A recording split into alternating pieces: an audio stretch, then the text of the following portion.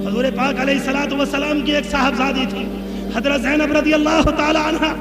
مکہ مکرمہ میں آپ نے ان کی شادی مکے کے سماج کے مطابق اس زمانے کے ایک انسان سے کی تھی.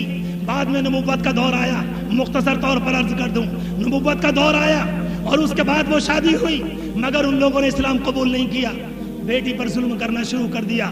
انتہائی ظلم. نوبت یہاں تک آئی, ابا جان اور صحابہ کرام ہجرت کر کے چلے گئے اور بیٹی مکے کے سماج کے اندر حضرت زینب رضی اللہ تعالی عنہا, جب باپ مکے میں تھے پابندی لگا دی گئی تھی کہ اپنے باپ کو تم دیکھ نہیں سکتی. خود کہتی ہیں کبھی چھت پر کھڑے ہو کر ابا کو دیکھ لیا کرتی تھی, کبھی دروازے کے جھروکوں سے دیکھ لیا کرتی تھی, کبھی گلی میں گزرتے ہوئے دیکھ لیا کرتی تھی, مگر جب آپ چلے گئے اب وہ دیدار ختم ہو گیا, گھر والوں نے باندھ دیا, بندش ہو گئی, ہرگز تم ہجرت نہیں کرو گی.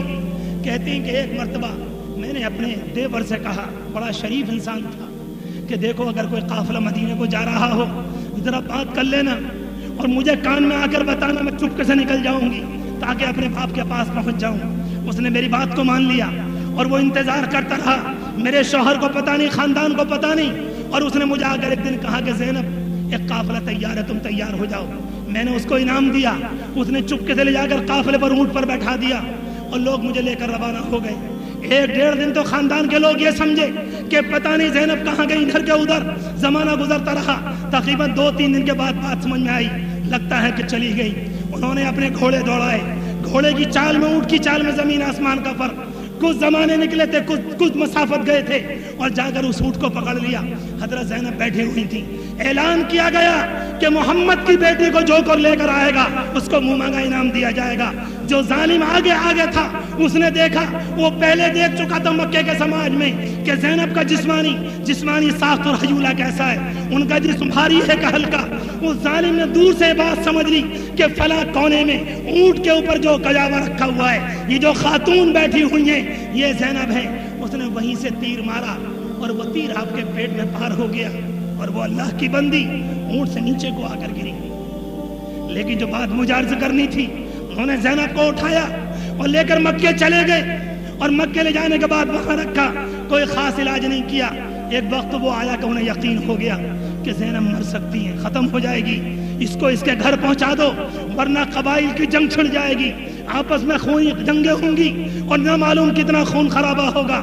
ان کو روانہ کیا گیا اور کہہ دیا گیا کوئی چاہے تو مدینے سے آ کر اس کو لے جائے. 2-3 صحابہ کرام آپ نے بھیجے اور یہاں سے لے جانے لگے. لے گئے مدینہ منورہ, آپ پہنچ گئی, کچھ زمانے وہاں رہی, لیکن بہت جلدی آپ کا وقت آخر آیا. جب انتقال ہو گیا, جوانوں آپ سے کہہ رہا ہوں, آپ سے پہلے اپنے آپ سے کہہ رہا ہوں, اپنی موت کو سامنے رکھ کر کہہ رہا ہوں, سوچنا, تنہائی میں غور کرنا.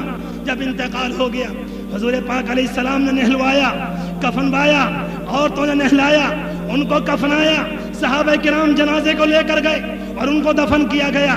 اور جب ان کی ناش کو قبر میں لٹا دیا, حضور پاک علیہ السلام پائے مبارک کو ادھر کر کے, ایک کو ادھر کر کے, اور بیچ میں حضرت زینب قبر کے اندر بہت دیر تک دعا کرتے رہے اللہ سے, اور آپ کی آنکھوں میں آنسو تھے. جب نکل کر باہر کو آئے تو لوگوں نے آپ سے کہا اللہ کے رسول علیہ السلام آج ہم نے ایک نیا عمل دیکھا, آپ نے بہت دیر قبر میں کھڑے ہو کر دعا کی. کہا کہ ہاں میں اللہ سے مانگ رہا تھا, اے اللہ آپ نے قبر کا ایک نظام بنایا ہے, قبر کا ایک نظام بنایا کہ آنے والے مردے کو بھیجتی ہے, پسلیاں ایک دوسرے میں گھس جاتی ہیں, کہیں ایسا نہ ہو یہ قبر اپنے نظام کے مطابق میری بیٹی زینب کو بھی بھیج دے. اے اللہ میں تجھ سے بھیک مانگتا ہوں, میں تجھ سے بھیک مانگتا ہوں, میری زینب کے ساتھ یہ نہ ہو اور میری زینب کے اوپر سے قبر کو کشادہ فرما دیجئے. آپ نے خود فرمایا کہ میں جب تک کھڑا رہا, جب رب العالمین کی جانب سے اطلاع آ گئی قبر کا نظام آپ کی بیٹی کے لیے وہ نہیں جو دنیا کے عام انسانوں کے لیے ہے.